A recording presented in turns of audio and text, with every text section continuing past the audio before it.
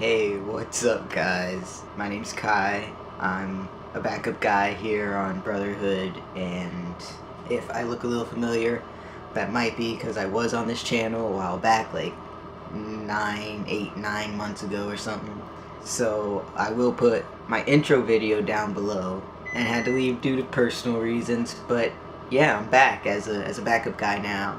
So you might be seeing my face pop up from time to time whenever they need me, like today. Let's just get right into it, I guess.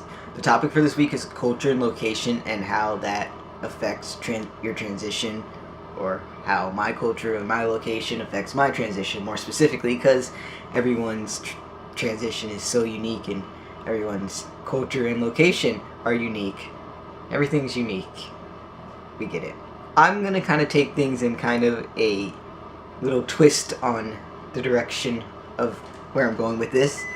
I'm sorry about that beeping noise in the background, by the way. I don't even know what it is. It just happens in here, and this is the only place I can film right now.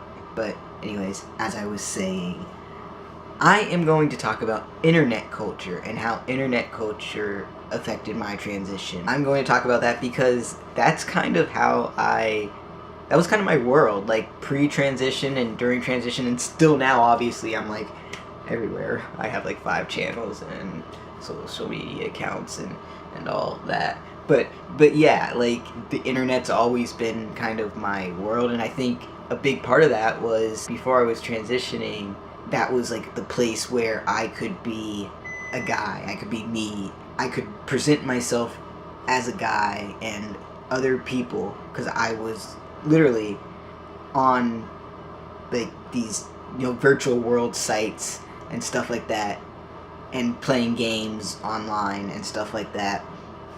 So I could like make my little characters guys, and I could pick a guy's name, and the other players, real other people, were seeing me as a guy in a way.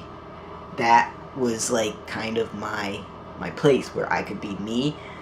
And I think my location might even play a little bit into that too, because I grew up, lived my whole entire life right outside DC area.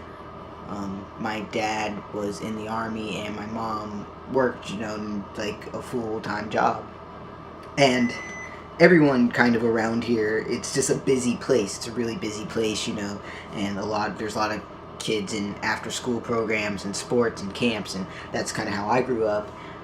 And so when I was hitting that age of puberty and starting to struggle with my gender dysphoria, even though I didn't know that's what it was at the time, I was old enough to just go home and hang out for a few hours by myself without my mom being there or anything until she got off of work. So I didn't have like a lot of friends or anything. I mean, I had a few, but I didn't do much with people outside of school.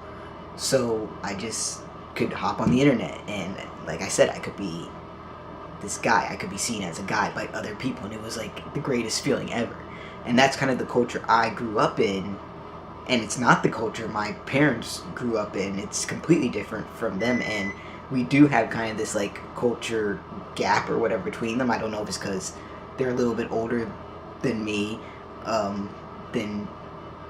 like my mom was like 38 or something when she had me, so like I don't know if it has to do with that. But when I came to them with the whole trans thing, they did not know much about it besides some misguided stuff they got from the media at the time.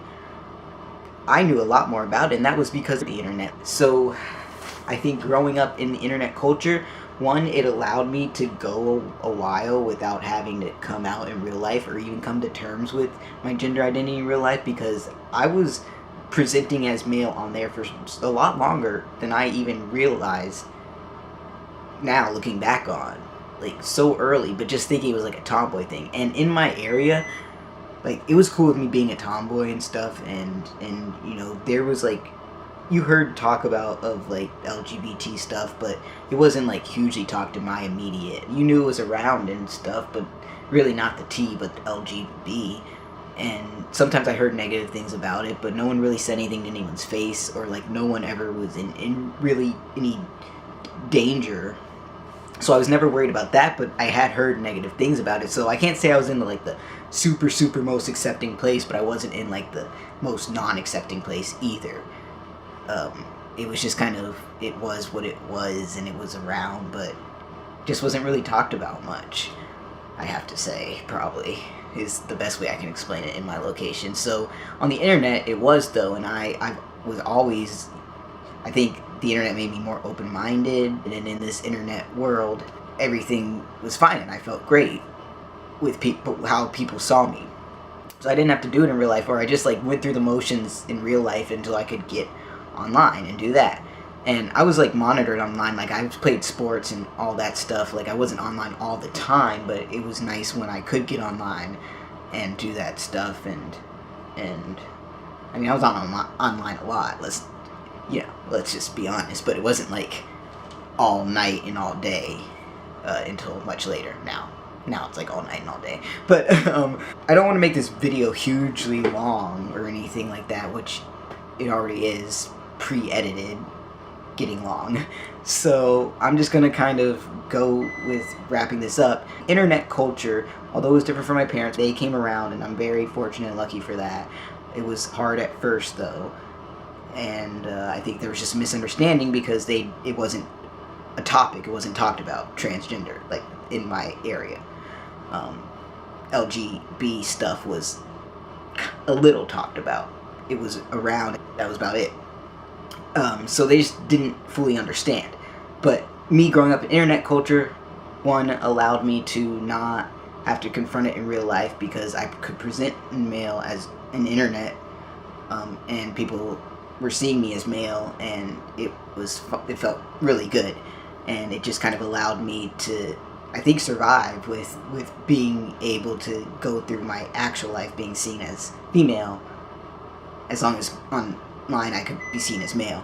And then it also is eventually what led to me figuring out that I was transgender, because eventually I started watching these LGBT videos, and eventually more of the T of that, so trans videos, and I figured out that I'm transgender. So, and I knew a lot more about that than the people around me at that point in time when I came out as trans and stuff. So I think that it ultimately led to me feeling like I could come out as transgender, even though it was still scary when I did. So those are the ways I think my culture, internet culture, which I would call my culture, I really don't know what else to say what my culture would be other than that, to be completely honest. That's just how I grew up. I would say those are the main ways it affected my transition, with allowing me to survive being seen female in my actual life, as long as on the internet I could be seen as male, and then allowing me to figure out that, oh, this thing has a name, it's transgender, this is what I am, and I can come out, or I have to come out, kind of, or like it's gonna be best for me to come out. Is that alright? Thanks so much for watching this video, guys. I will see you next time. I love you all. Peace.